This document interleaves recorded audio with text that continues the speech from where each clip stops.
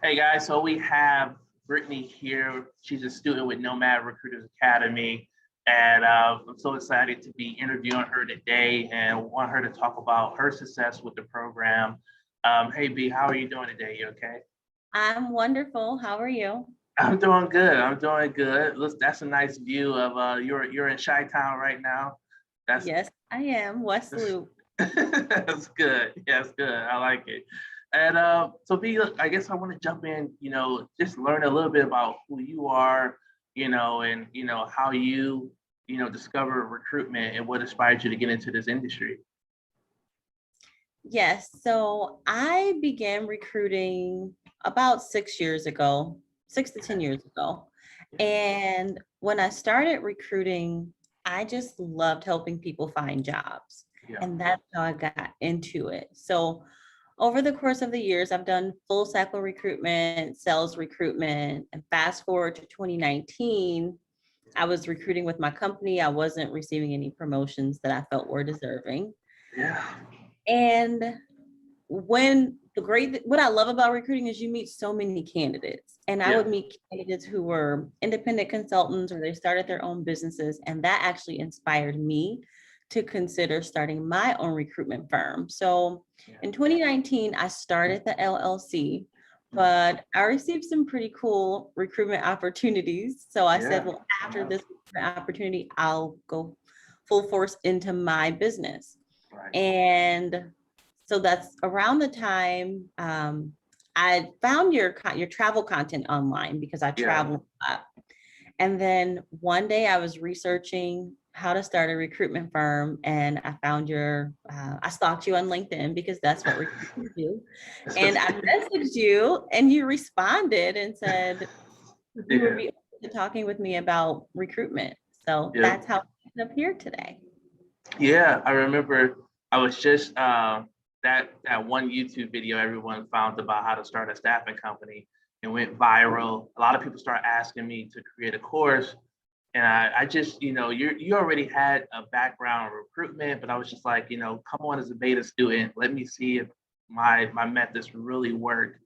And you were one of the first beta students. I was like, okay, we got this. So I'm curious, you work for some pretty like awesome, cool, well-known, tech companies. And a lot of people in your situation would not leave to start their own recruitment business because they're like, we get free lunch, free coffee here, we got great benefits, shares, health insurance. And you're like, I want to work for myself. What, I guess what was the tipping point for you where you were just like, I got to do this now, it's now or never, or, and being able to walk away from such a good situation that you had? There are a couple reasons. Yeah.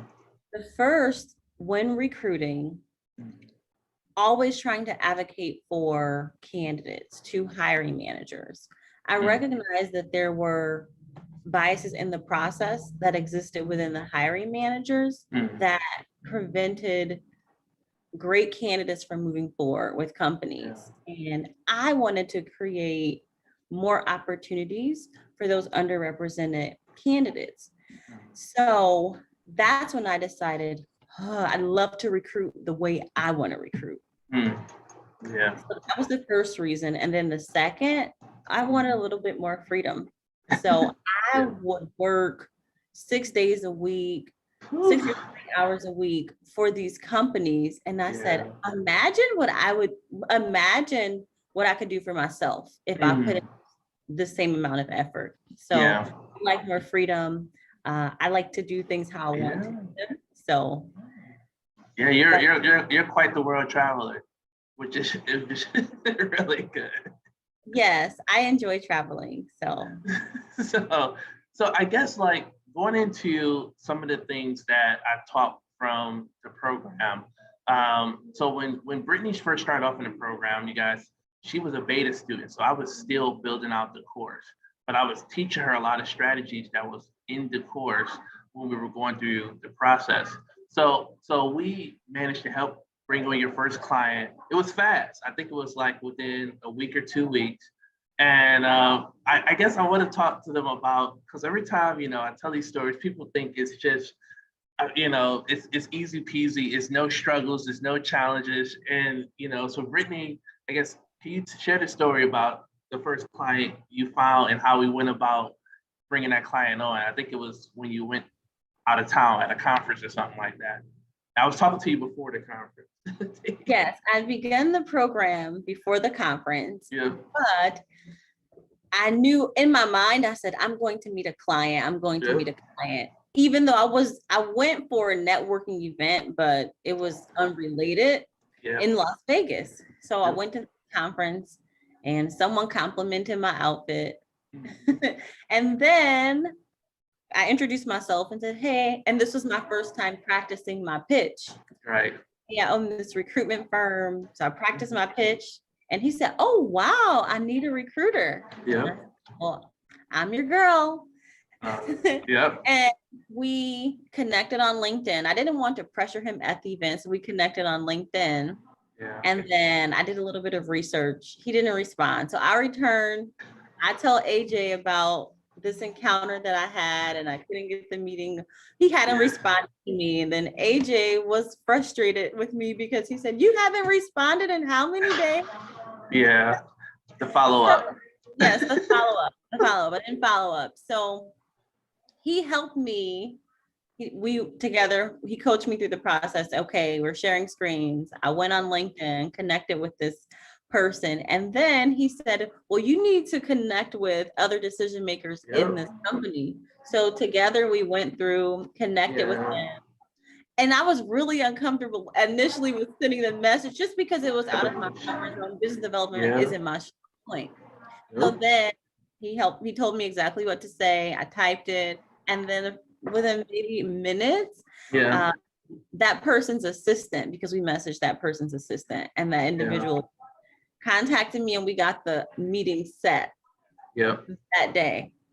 You gotta tell all the juices, okay? You're not giving. So Brittany, let me tell you from my perspective. Brittany went to this conference, and as soon as she talked to the client, she texted me. that's what I remember. She was like, oh my God, I think I just got my first client. I was like, yo, email him, call him. I went straight into coach mode. Like, we're about to bring this client on. I'm about to get you this bag. And I was like, as soon as you leave that conference, email him, call him, so you know your first name. And I don't know what happened. I was building out the program. I think you were about to start a new job, and we stopped talking for like a week or something. I don't know what happened, but I was just like, yeah, you didn't follow up with the client, and it was hard to get in touch with the client. And so what we did, we hopped on a call together, and what I started to teach was we need to find other HR people, but we couldn't find HR people in the company because they didn't have HR titles. So that's what it was. So we really had to think from very outside the box. We started going. So what we did, one of our strategies, we went to a certain platform and we found the company and we found a potential hiring manager, but it turned out that person wasn't even working in that field. And then we found somebody with a similar title. And then what we did, we started emailing and LinkedIn messaging those people within the company.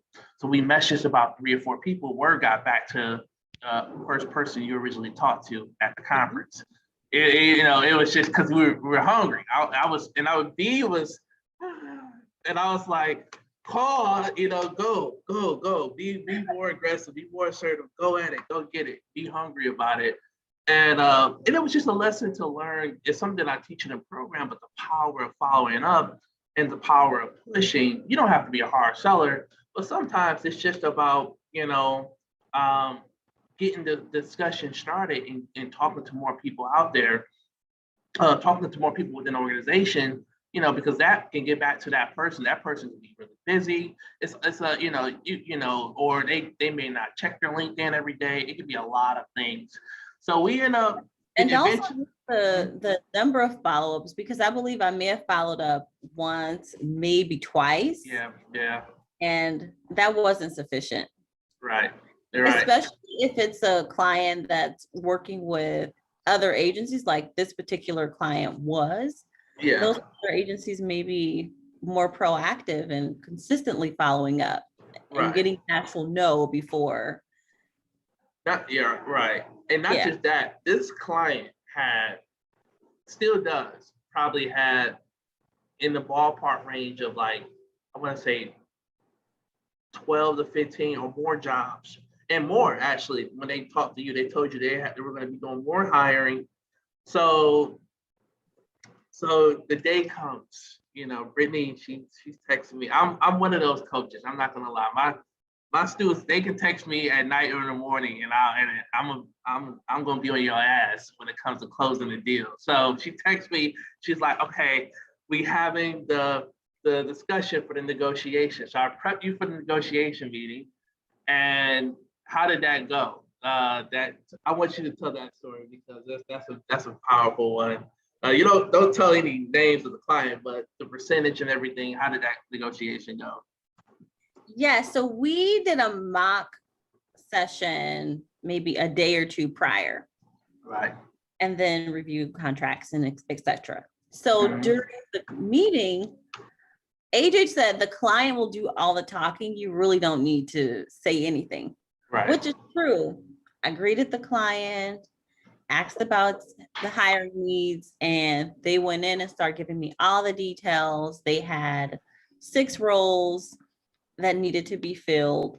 And their issue was internally they didn't have the internal recruitment expertise that they needed for these roles. So he said, I have 6 roles. I will allot 3 roles for you to fill. Mm-hmm. And in my mind, I already knew that the percentage would be 25%. Mm-hmm. But then the client said, hey, you can fill these 3 roles, but the max percent that we give our clients is 20%. Mm-hmm.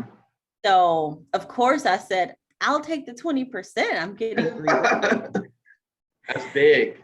So 20% of the roles, the salaries for the positions range between 100 and 200K base. And then I went over after the call, sent over my contract to the legal team. We reviewed it, and that was that. Contract term signed, pipeline probably over 150K. And what people have to understand, when a client tells you, hey, we're going to start you off with these roles, they're testing you. They just want to see your recruitment ability. We already knew this client had 15 jobs. They just want to see if you can really deliver the people that they like and in a timely manner as well. Once you deliver those people to those jobs, they're going to open up the doors for everything else you have. That's how it works sometimes because they don't like to, but pretty much this client was telling Brittany is that this is an urgent need. This is what we need right now. But yes, we do have these jobs, and most likely you're going to be working on them. And the beautiful thing about bringing on your first client or just bringing on a client in general, what you have to realize is that it's residual income. If you got a client that's consistently producing 5 to 10 jobs, you got a consistent income of 100,000 coming in every year. Even if you were to make, she brought in a client 20%. Just imagine 5 roles and 100K. That's a consistent residual income of 100,000 a year.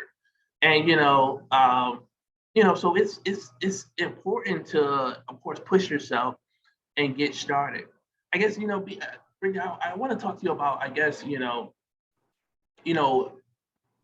in today's world with everything going on, especially with the pandemic, and as a woman, as a powerful, beautiful woman, Black entrepreneur as well, you've been through a lot of ups and downs.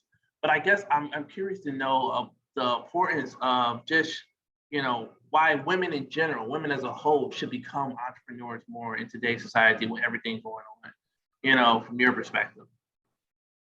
One, in the workplace, women are paid less than men. And every day showing up in meetings, trying to build a case, prove yourself and your work to your employers. Yeah. That a challenge and a struggle in itself. And Yeah. I'm a person who I didn't want to have to prove myself every day because I'm showing up, I'm proving my value to this organization. Again, if I invest the same amount of energy and effort into my own business, I will garner the same amount of success. These companies are hiring you to do the work that you do, and they're paying you for a reason. And you're in the workplace, we're just earning pennies of what we could actually get if we were to do that for ourselves. Yeah. So that's the first reason. And then also, I mean, the COVID pandemic was the prime example of the layoffs, the furloughs. That can happen at any given moment for a variety of different reasons. So you always want to make sure that you are prepared and you're not reliant 100% on your 9-to-5 income, because if that stops, then what else will you fall back on? I agree. My professor, she was, when I got my master's degree in Australia, she was a consultant for a big company in Australia. And, a lot of women were, protesting for equal pay. So they got equal pay. They got paid the same as men. But, when it came to the bonuses, she found out that their bonuses was like 40%. And compared to, and that was the way, and the women's were like 5 or 10%, but they got like this 175 base. But they didn't know that these men had these huge bonuses for no reason though. And working as a recruiter, as a corporate recruiter, never failed. Women almost never negotiated their salary. They always accepted what was given to them. Every single man that I spoke to never accepted the offer the same day. They said, I need to think about it. I need to think it over with my wife. That's the first thing. I need to think it over with my wife or my girlfriend. I'll get back to you in 3 days. And they would come back and counter offer their salaries. And once I even did a study in which I assessed I conducted a comp analysis for the male and females within the organization and their compensation, and men were paid significantly higher. So recognizing that, it's very important for women to negotiate and also just have more control over their income. Yeah, understand that. What would you say to the people out there who are struggling to get started? They're addicted to the paycheck. They can't stop working. They have this lifestyle now that they're trying to keep up with, but they're tired of their 9-to-5. They're tired of requesting PTO, the countless meetings, not being a better partner, a better mom, or someone not being a better dad. Just anyone what would be your advice for those people who are struggling to get started, especially just with everything going on, life being so short? Any advice for them to help them, take that next step and starting their journey? I would recommend you bet on yourself. Bet on yourself and show up for yourself, because once you make a commitment to yourself, you will never fail yourself. So bet on yourself, make that commitment. And sometimes we have to take a risk. You never know what's on the other side of fear. And a lot of times we're scared, but on the other side, you may elevate to that next level. And the truth is, you can always get another job. That's the truth. You can always quit. You can take off for a couple years. You can always find another job if you find that it doesn't work for you or entrepreneurship isn't your thing. But you won't know until you try, and you'll always wonder until you actually try it. Yeah, you can always. For me as well, I don't know. I just knew sometimes you got to, in this world, we're gonna have to grind. You're gonna have to hustle when you first start out. And I think one of the reasons I started now was because I was like, I want to have a family one day when I meet a nice person. But I was just like, I want to be there for my family. I don't want to have to tell them I can't make it to certain games or just not being around when needed. And that's the beautiful thing about our job. You're traveling in a few weeks, you're going to town. I'm currently in Rio de Janeiro. I'm at a WeWork, and all we need is a laptop and a cell phone to make things happen in our business. It's crazy. And I was, just the type of deals, the numbers we're putting out there, like I said, 20, 30K, you can make it in just one placement. Imagine what you can do with 4 or 5 placements. But also, it just depends on your lifestyle. The great thing about our business, we're trying to escape that 80-hour a work week type lifestyle. So we just need to, we can go hard for 1 month and take another month and take a month or two off. We don't have to stress or worry about working every day if we don't want to, and that's the beauty of our job, living this lifestyle. I guess as well, Brittany, do you think it's wise for people trying to get into this field as entrepreneurs? Would you recommend them to start off with a coach or to start off just going at it?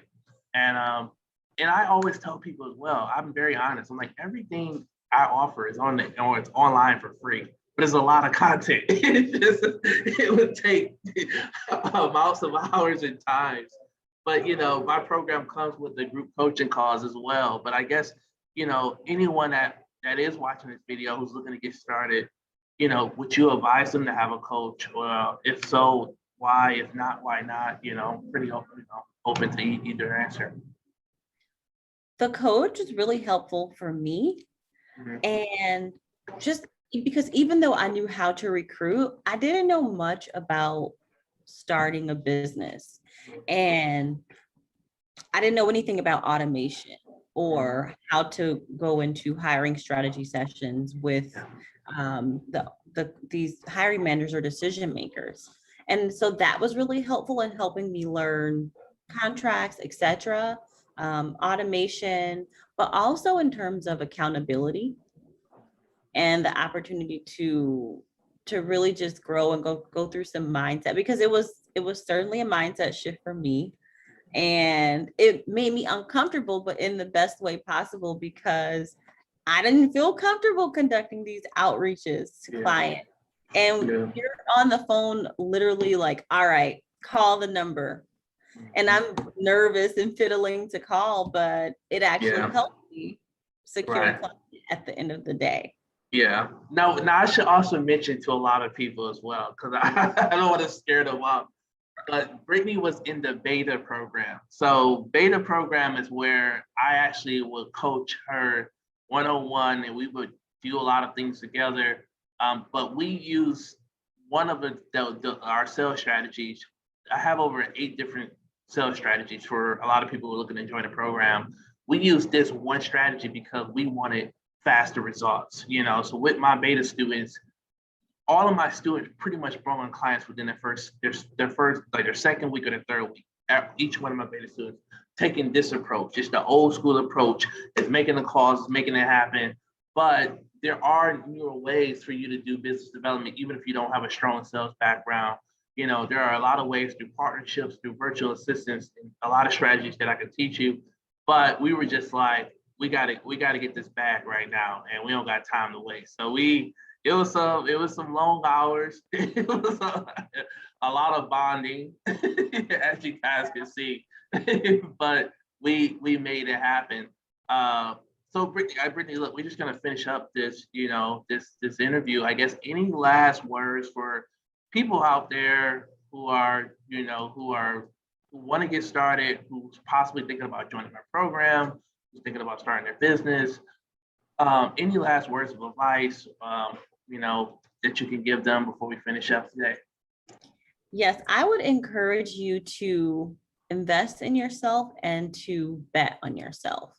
If you are thinking about it now, the likelihood is you'll continue to think about it. And if you don't take this opportunity, you'll live with that regret going forward.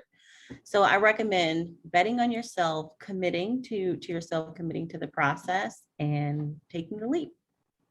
Great. Thanks. Thank you. I appreciate you, Brittany. Listen, have a good day. And you guys leave comments below if you guys do have questions for Brittany or for me, and you guys can reach out. But I just love most of these calls because it shows, I love showing people's truth at the end of the day. Like there are ups, there are downs, but if you stick with it, it can happen at the end of the day. But you have to get started. If at the end, you just have to get started. All right, then we're gonna finish up, and thanks again, Brittany. I appreciate you. Thank you.